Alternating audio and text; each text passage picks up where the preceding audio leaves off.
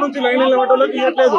వాళ్ళ షాపులనేమో చిట్టు రాసి లీక్ అవుట్ ఏదో కంపెనీ పెట్టిరంట. కంపెనీ వాళ్ళ ప్రొడక్ట్ ఉంటేనే యూరియా ఇస్తాడంట.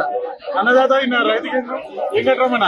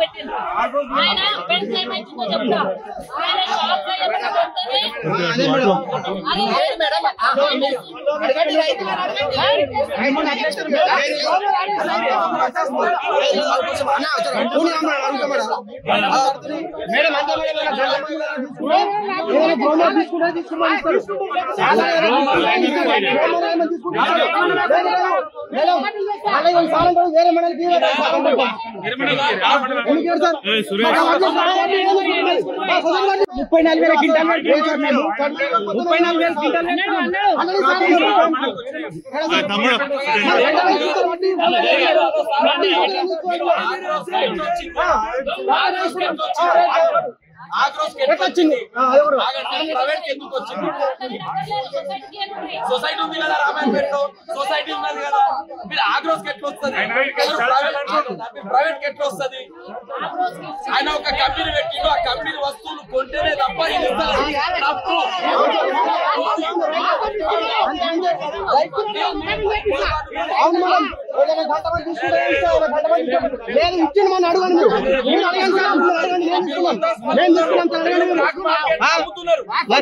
మొత్తం కూడా అట్టుడికి పోతా ఉంది. రైతాంగ సమస్యలతోని రైతులతోని చాలా ఇబ్బందికరమైన పరిస్థితులు కనబడతా ఉన్నాయి. యూరియా కొరత ఉందని చెప్పినప్పుడు కూడా మంత్రులకు అర్థమైతలేదు, మంత్రులకు తెలుస్తలేదని కూడా తెలుస్తలేదు. ఓ మంత్రి ఓ రకం మాట్లాడుతుండ్రు, ఓ మంత్రి ఓ రకం మాట్లాడుతుండ్రు. ఓ మంత్రి బీజేపీ ప్రభుత్వం మీద వేస్తాడు, ఓ మంత్రి ఏమో రైతులు కాదు చేసేటోళ్ళు, రాస్తా రోకోలు ధర్నాలు చేసేటోళ్ళు రైతులు కాదు, అవస్థలు పట్టేవాళ్ళు రైతులు కాదు. రైతుల అవస్థ చూడండి ఎంత ఇబ్బందికరమైన పరిస్థితులు ఉన్నాయో. ఓ రైతుకేమో అవగాహన లేదు, ఓ మంత్రికేమో అవగాహన లేదు. ఓ రైతేమో ఏడుస్తుంటే ఇబ్బంది పడుతుంటే మంత్రులకు మాత్రం అర్థమైతలేదు. మరి ఇలాంటి పరిస్థితులు కనబడతా ఉన్నాయి. రైతులు ఇబ్బంది పడ్డా కానీ పట్టించుకున్న పాపాన పోతలేరు. ఇక్కడైతే మరీ ఇబ్బందికరమైన పరిస్థితి ఏంటంటే సొసైటీకి ఇవ్వాల్సిన యూరియా ఏదైతే లోడ్ ఉంటుందో దాన్ని తీసుకొచ్చి ఆగ్రోస్ అని చెప్పేసి ప్రైవేట్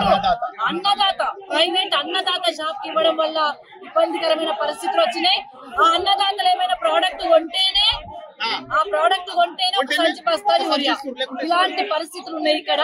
నిజంగా కూడా దరిద్రగొట్టు ప్రభుత్వము, చండాలం ప్రభుత్వము, రైతులను గోసపెట్టుకునే ప్రభుత్వం, రైతుల ఉసురు కలిగి పోతది ప్రభుత్వము, మునిగిపోతది ప్రభుత్వము.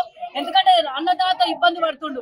10 ఏళ్లు కేసీఆర్ పాలన ఒక్క రోజు కూడా లైన్ కట్టాలని పాపన పోలేదు, ఒక్క రోజు కూడా రోడెక్కలే రైతు విత్తనాలకు గాని, రైతు యూరియాకు గాని, నీళ్లకు గాని ఎటువంటి ఇబ్బంది లేకుండా రైతు బంధు సాయంతో రైతు పంట పండించుకొని పంటను కొన్న కేసీఆర్ పైసలేస్తే చల్లగా బతికిండు రైతు.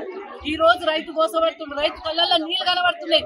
రైతు పాదాలు గోదావరి జలాలతో కడిగిన మన కేసీఆర్ ఎక్కడ?